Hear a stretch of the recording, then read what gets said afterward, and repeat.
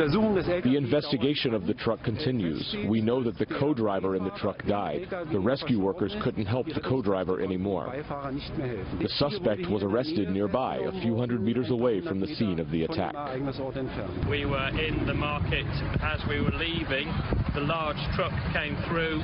It went just past me, past my girlfriend. I think it missed me by 3 meters. I saw one guy being dragged away with blood on his face. I helped several other people lift the side of one of the stalls up so that they could pull 2 other people from under.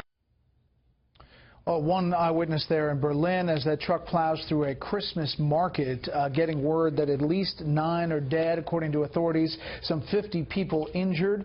The Interior Minister is now saying that the suspect who was arrested, in fact, is believed to be the driver of that truck. They are not officially calling it terrorism, but saying that a lot points to an attack. Meantime, you have the attack in Ankara, Turkey, the assassination of the Russian ambassador to Turkey, also happening today. Donald Trump just moments ago tweeting, the president-elect saying, today there were terror attacks in Turkey, Switzerland, and Germany, and it's only getting worse. The civilized world must change thinking. Switzerland is a shooting at a mosque in Zurich. Let's bring in our panel. Syndicated columnist George Will, Mercedes Schlapp, columnist for the Washington Times, and Charles Lane, opinion writer for the Washington Post. Okay, George, thoughts on this day and what we're seeing about the threats evolving? Well, if the president-elect is right, and all 3 of these were terror attacks, it's not clear that how they link together. Let's assume and stipulate that it was a terror attack in Germany.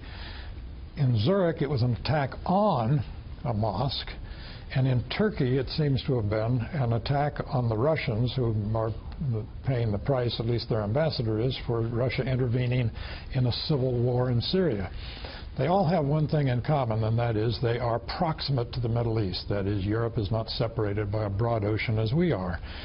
So I would say that in the ranking of national security threats, terrorism still ranks a distant 5th for the president-elect to deal with, below Iran, below North Korea, below China and the South China Sea, and below the dismemberment of a European nation by nuclear-armed Putin. So these telegenic and awful attacks as they are a long way from us and a long way from being the most serious threat that the president-elect faces. We haven't seen something as brazen as that attack in Ankara, Mercedes, in quite some time. It was a Turkish policeman who fatally shot the Russian ambassador to Turkey, and he was shouting at the time, "Don't forget Aleppo, don't forget Syria." A 22-year-old member of Ankara's riot police squad. He was later killed in a shootout, 3 people wounded. Pretty stark to see this, and we're not airing the actual footage, which is airing other places. Well, I mean, this targeted assassination clearly is showing the pressure that exists between the Russia obviously having its impact in Aleppo, where they're marginalizing ISIS in that area. With that being said, I just saw photos about Palmyra that ISIS was able to take control of the Russian military base, so that you're seeing this tension between Russia, between ISIS, and then, of course, that puts pressure on the Russian-Turkish relations, which, as we know, back in November of 2015, the Turkish shot down the Russian plane, which created a lot more tension in that area.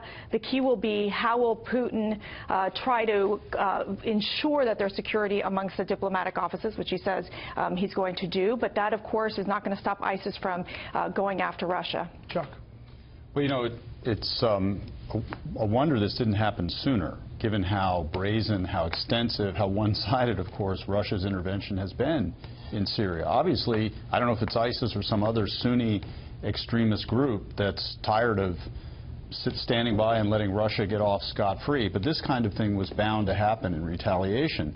I'd have a similar point about what's going on in Germany, assuming, again, we don't know for 100% sure, but it looks a lot like the truck attack on Nice.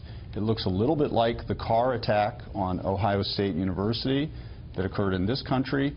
There have been a number of people who have come into Germany and either become radicalized or were already radicalized when they came in with this wave of refugees and have committed other crimes prior to this one. And I would say that for Chancellor Merkel, this is just another indication of how important it's going to be for her political future and the stability of Germany to somehow get control of this security situation internally. You know, these Christmas markets are all over Germany. And there's many of them just in Berlin, and every little town has one.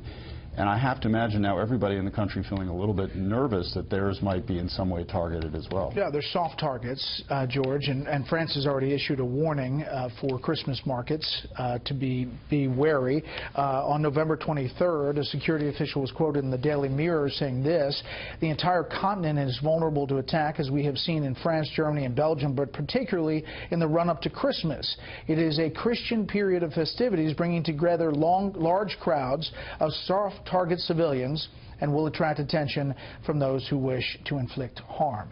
This is our issue. We are a free people that are soft targets, frankly, and fighting that is often very difficult. It is difficult, but one thing we don't have that Europe has, the European, what they call dish cities, the ghettos where Muslim immigrants live together with the satellite dishes, keeping them in touch with, constantly imbibing the culture, including some of the extremist culture.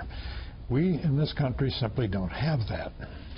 Quickly, Mercedes. Well, and also let's look at the European intelligence services. There's a lot, the failure of surveillance, the failure to track many of these terrorist suspects, the limited resources. That's one of the reasons why you see in the case of the Paris attacks that there wasn't enough French officials to basically be able to monitor many of these jihadists in that area. I think you're seeing similarity happening in Germany, in the UK. And so I think that what's happening is they're not sharing that information effectively amongst the European countries. I asked Sebastian Gorka this, but is it going to be tough for the incoming president to differentiate how his administration deals with these terror threats from overseas differently than the way the Obama administration? Well, he seems to be, that is, President-elect Trump seems to be placing a lot of emphasis on let's do different rhetoric. Let's call it Islamic terrorism, and that will make a big difference.